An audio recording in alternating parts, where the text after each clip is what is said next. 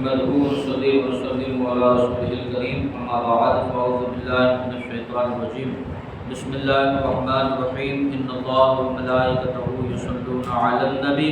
يا أيها الذين آمنوا صلوا عليه وسلموا تسليما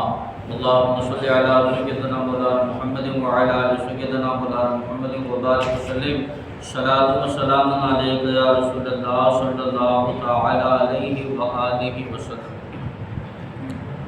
حضرت عثمان غنی رضی اللہ تعالیٰ عنہ کا تذکرہ، ان کی کرامتیں سماعت فرما رہے تھے آپ اس سے قبل۔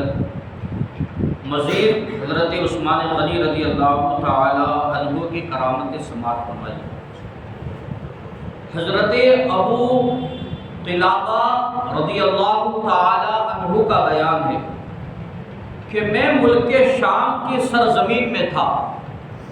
تو میں نے ایک شخص کو بار بار یہ صدا لگاتے ہوئے سنا کہ ہائے افسوس میرے لیے جہنم ہے۔ بار بار یہی صدا لگا رہا تھا، ہائے افسوس میرے لیے جہنم ہے۔ میں اٹھ کر اس کے پاس گیا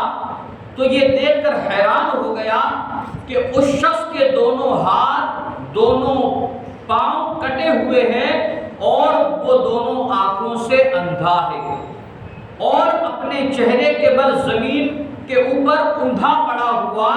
بار بار لگاتار یہی صدا لگا رہا ہے، ہائے افسوس میرے لیے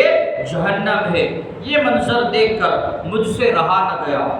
اور میں نے اس سے پوچھا کہ اے شخص تیرا کیا حال ہے اور کیوں اور کس بنا پر تجھے اپنے جہنمی ہونے کا یقین ہے؟ یہ سن کر اس نے کہا اے شخص میرا حال نہ پوچھ،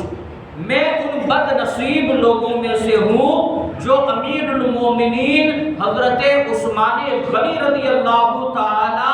عنہ کو قتل کرنے کے لیے ان کے مکان کے اندر گھس پڑے تھے۔ جو بد نصیب حضرت عثمان غنی کو قتل کرنے کے لیے ان کے مکان کے اندر چلے گئے تھے نا، انہی بد نصیبوں میں سے ایک میں بھی ہوں۔ میں جب تلوار لے کر ان کے قریب پہنچا تو ان کی بی بی صاحبہ نے مجھے ڈانٹ کر شور مچانا شروع کر دیا تو میں نے ان کی بیوی صاحبہ کو ایک تھپڑ مار دیا۔ یہ دیکھ کر امیر المومنین حضرت عثمان غنی رضی اللہ تعالی عنہ نے یہ دعا مانگی کہ اے اللہ تیرے دونوں ہاتھوں اور دونوں پاؤں کو کاٹ ڈالے، اللہ تعالیٰ تیرے دونوں ہاتھ اور دونوں پاؤں کو کاٹ ڈالے اور تیری دونوں آنکھوں کو اندھی کر دے اور تجھ کو جہنم میں جھونک دے، تجھے جہنم میں ڈال دے۔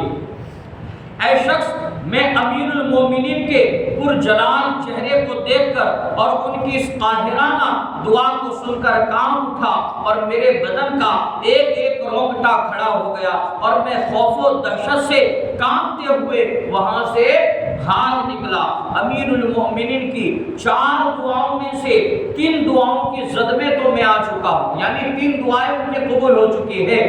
تم دیکھ رہے ہو کہ میرے دونوں ہاتھ دونوں پاؤں کٹ چکے ہیں اور دونوں آنکھیں اندھی ہو چکی ہے۔ یہ 3 دعائیں ان کی قبول ہو گئی، اب صرف 4تھی دعا کہ میرا جہنم میں داخل ہونا باقی رہ گیا ہے اور مجھے یقین ہے کہ یہ معاملہ بھی یقیناً میرے ساتھ ہو کر رہے گا۔ چنانچہ اب میں اسی کا انتظار کر رہا ہوں اور اپنے جرم کو بار بار یاد کر کے نادم اور شرمسار ہو رہا ہوں اور اپنے جہنمی ہونے کا